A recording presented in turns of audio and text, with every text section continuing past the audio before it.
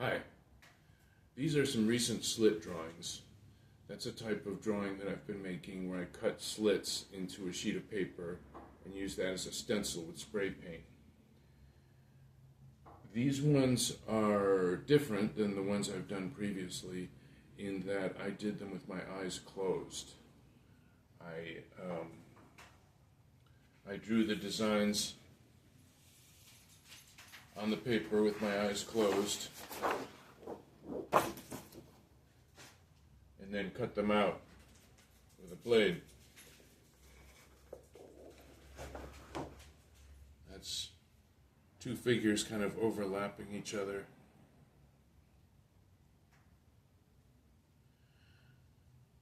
What's interesting about this technique is that it gives a sort of a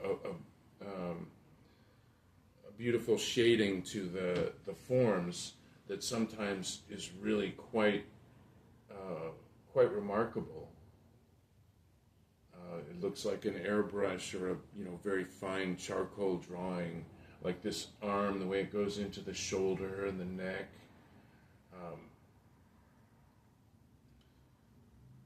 It's even more remarkable when it's an actual eyes open drawing and it's a little more coherent.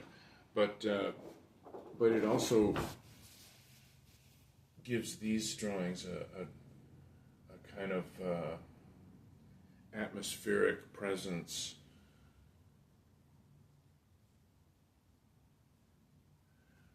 When you're drawing with your eyes closed, when you have your eyes closed, the boundaries of the visual world disappear. You don't have these concrete boundaries and limitations. It's a tactile world when you close your eyes. You're feeling your way through it. And so when I'm drawing, I'm trying to feel what I previously saw. I'm trying to, physically trace its outlines in space.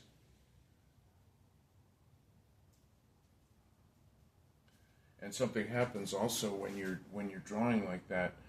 You're aware of your physical sensations of your body as you're doing this in a way that you might not notice when your eyes were open. And there's a certain just inherent pleasure in making these nice smooth forms, these motions, these movements.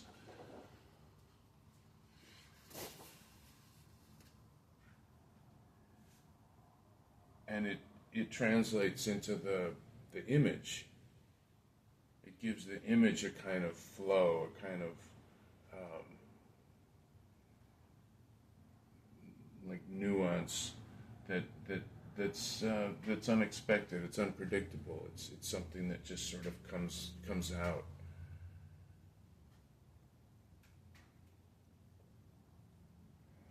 In this case,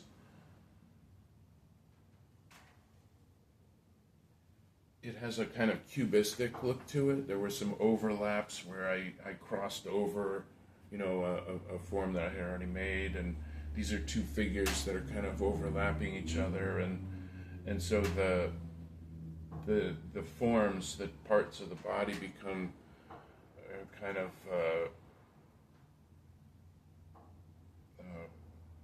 mixed up with each other.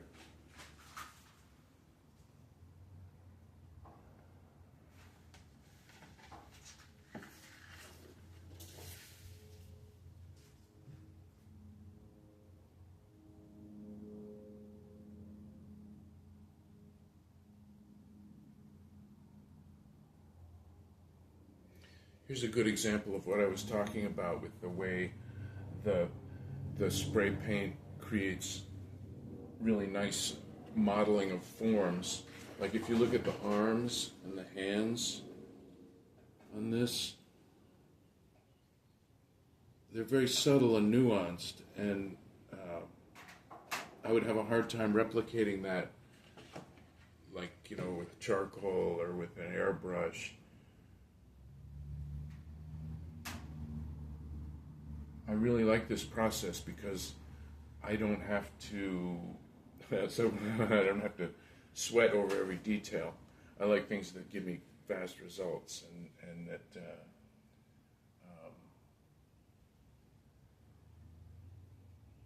don't involve making a lot of decisions. So yeah, once I've cut out the form, I just spray over it with the spray paint, and when I pull up the stencil, I see how it looks. I almost never go back and try to fix anything. I stay true to the process, because that will accentuate things that I hadn't anticipated, that I may not initially like, or may not have been what I was looking to see.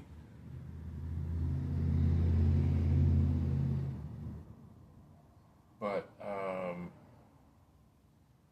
I trust that is it's a true reflection of my state of mind at the time.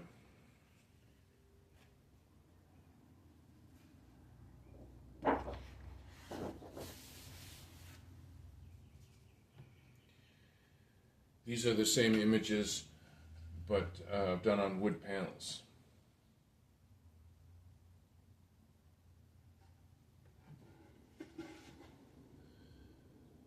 And with these types of work, the pattern of the wood grain, the kind of flow of the lines of the wood grain, it integrates very well with the forms that are painted over it. And sometimes there are little anomalies in the wood that kind of bring your attention to different areas and interact with the forms that are over them.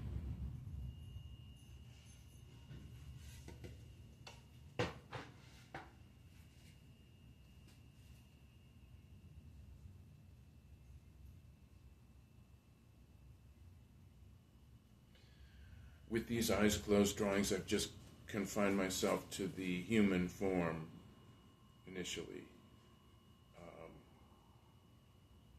I think that's where this technique is most effective and most expressive and most coherent. But, I could do otherwise. I could do other things.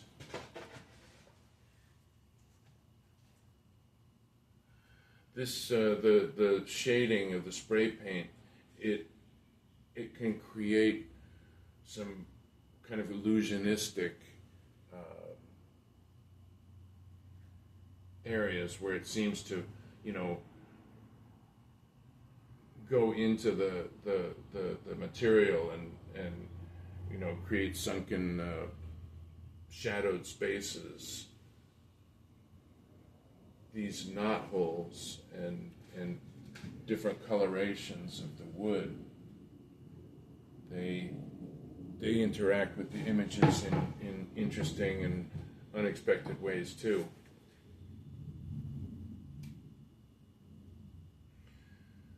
I've been doing it with the human body because that's a form that's very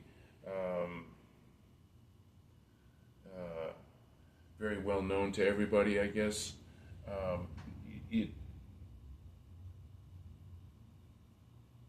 Let's see, what am I trying to say? Like, it would be possible to do this same technique of eyes closed drawing, but just do it in an abstract format. Just feeling what movements feel good, and how you decide you want to move your hand.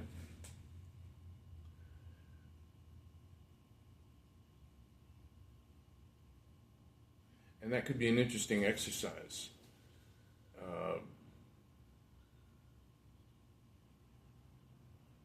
But no, I like the fact that it's like, if you're playing the violin, you can just swoop around and make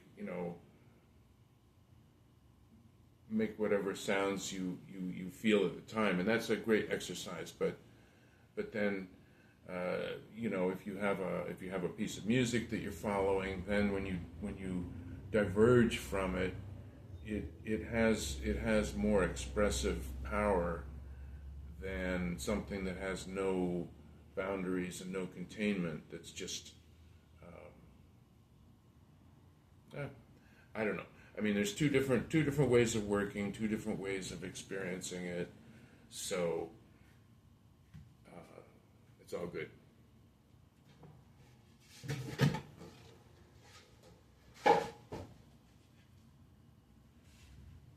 Okay.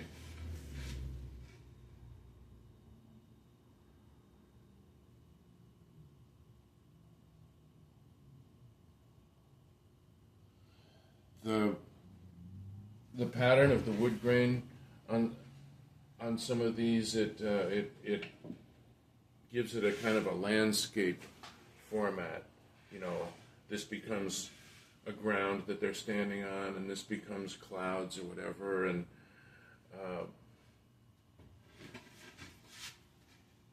that's something that I really like about doing things this way. It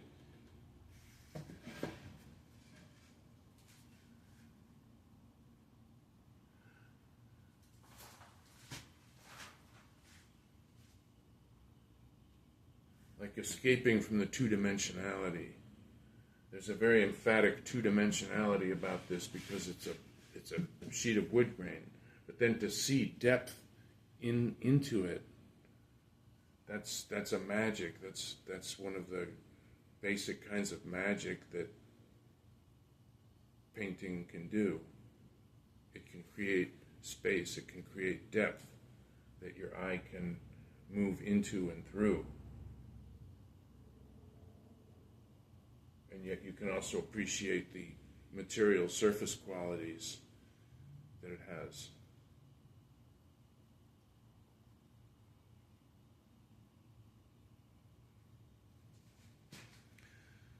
Thank you very much for watching.